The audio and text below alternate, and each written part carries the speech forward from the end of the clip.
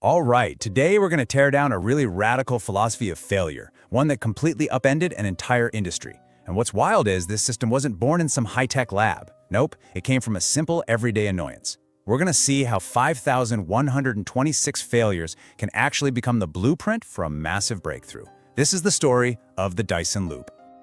So, it all kicks off right here. The year is 1978. An inventor, James Dyson, is using his brand new vacuum cleaner and it clogs up like right away. Now, for most of us, that's just annoying, right? You kick it, you get frustrated. But for Dyson, this little annoyance sparked a full-blown revolution. He decided to just reject 100 years of industry wisdom. That single moment of frustration, that was the start of an incredible quest. So here's how we're going to break down his journey. We'll start with that revolutionary annoyance, then get into the brutal decade of rejection he faced. After that, we'll unpack the philosophy of failure that came out of it, see how he engineered that into a system, and follow him from being basically bankrupt to a huge breakthrough. And we'll wrap up with what his genius of patience really means for all of us.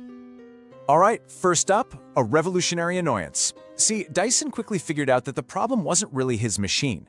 The real problem was the entire industry's flawed idea of what a perfect vacuum cleaner was supposed to be.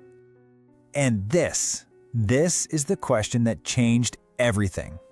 Being the engineer he was, he just had to take the whole thing apart, piece by piece. And that's when he found the fatal flaw.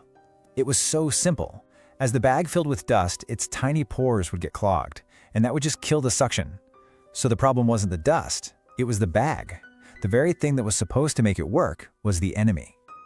So where does he find the answer? Well, you'd never guess. A local sawmill. He sees these huge industrial cyclones just spinning sawdust out of the air using nothing but centrifugal force. There were no bags, no clogs, it was just pure physics at work. And that's when the light bulb went off. Could he take that massive industrial idea and shrink it down to fit inside a household vacuum cleaner? I mean, what a radical leap, right? And that right there, that was the beginning of his entire philosophy.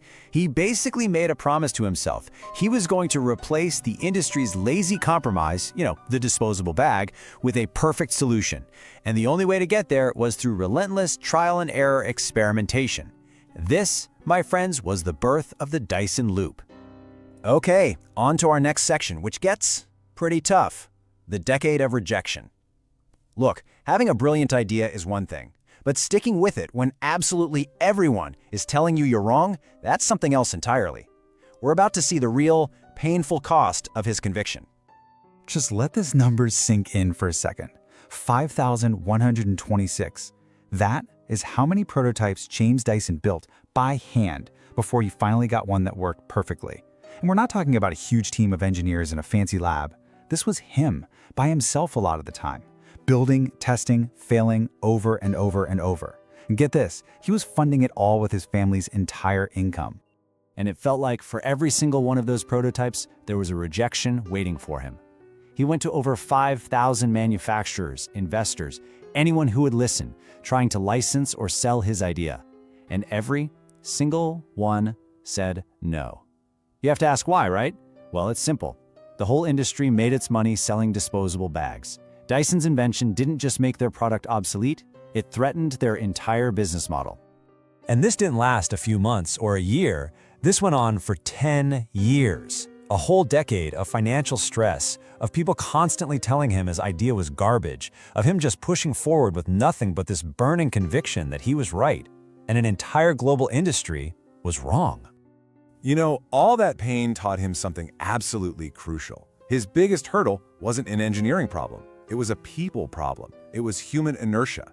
The fact that big companies are scared to take risks, that people just naturally resist new ideas, that was the real mountain he had to climb. So that decade of struggle really hammered his mindset into shape. Failure wasn't an emotional thing anymore. It wasn't some roadblock or a sign that he should just give up. It became productive. It became data. Every single one of those 5,126 broken prototypes wasn't a mistake. No, it was fuel. It was essential information he needed to build the next one, just a little bit better. Okay, so now let's get to the real heart of this whole thing, the philosophy of failure. We're going to really decode what's now called the Dyson Loop, this systematic way of thinking that was born directly out of all that struggle. This is it. This is the core idea. The Dyson Loop isn't just about trying hard or not giving up. It's way deeper.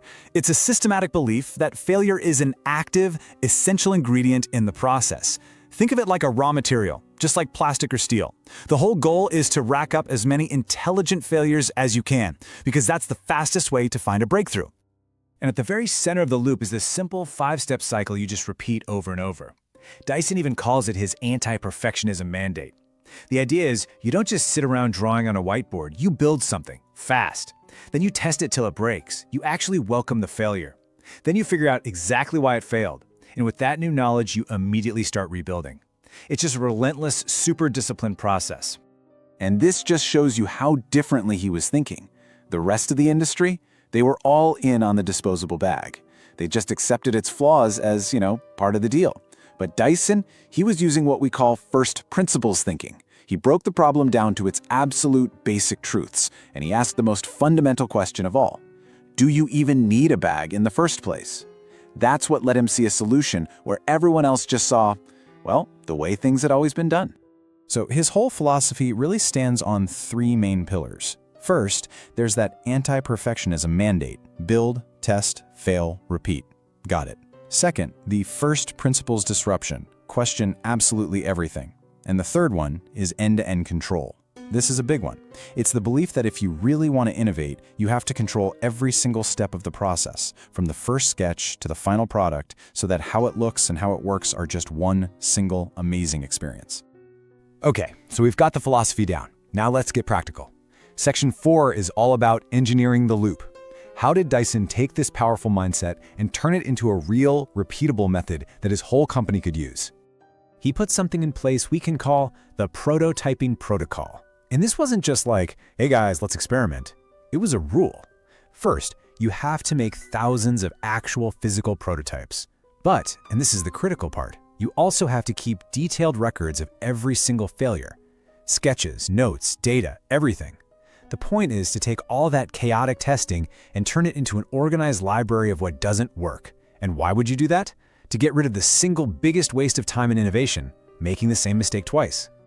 His second big habit was born directly out of those early years of struggle. Let's call it the Resource Scarcity Filter. For a decade, he had zero marketing budget, no money for ads, no fancy campaigns. This meant he had to rely completely on the product itself to do the selling, its performance, and its incredible origin story. And what started as a huge disadvantage actually became a secret weapon. It created this filter. It meant his invention had to be so good, so obviously better, and so cool looking that people just couldn't help but talk about it. All right, let's shift gears now and look at the payoff for all this insane, relentless work. Section 5, bankrupt to breakthrough. This is where we see the ultimate transformation. This timeline just puts the sheer scale of his journey into perspective. It all starts in 1978 with one clogged vacuum. Then, for a solid decade, 79 to 89, it's just thousands of failures and rejections. But finally, in 1993, the breakthrough happens. The very first Dyson vacuum sells, in Japan of all places. And after that, it just exploded. It became the new global standard, and it actually forced the same industry that laughed at him to copy his technology. And really, that's his legacy. It's the ultimate proof that systematic, patient persistence is way more powerful than a big, lazy corporation. He proved that a philosophy built around productive failure, if you apply it relentlessly, can bring down an entire industry. He totally changed how we think about innovation. So that brings us to our final section. And this is the big takeaway for you. Section 6, the genius of patience. How can you take this incredible story and actually use it as a blueprint for your own work, your own growth? Here's the most powerful lesson from the Dyson Loop, so listen up. Innovation isn't some magic lightning bolt of genius. It's not. It's a numbers game. It's statistics. The person or the team that runs the most smart experiments, the one that makes the most attempts, is the one who's going to win.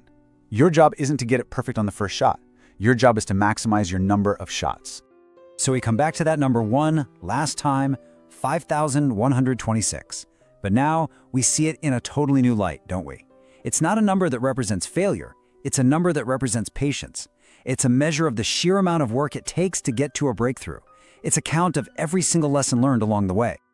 You see, James Dyson built his entire empire on this one profound truth. Genius isn't really about talent, it's about patience. It's about being willing to go through that loop. Build, test, fail, analyze, rebuild, way more times than anyone else would think is sane. The Dyson Loop gave us the blueprint for turning that insane patience into a new global standard for innovation.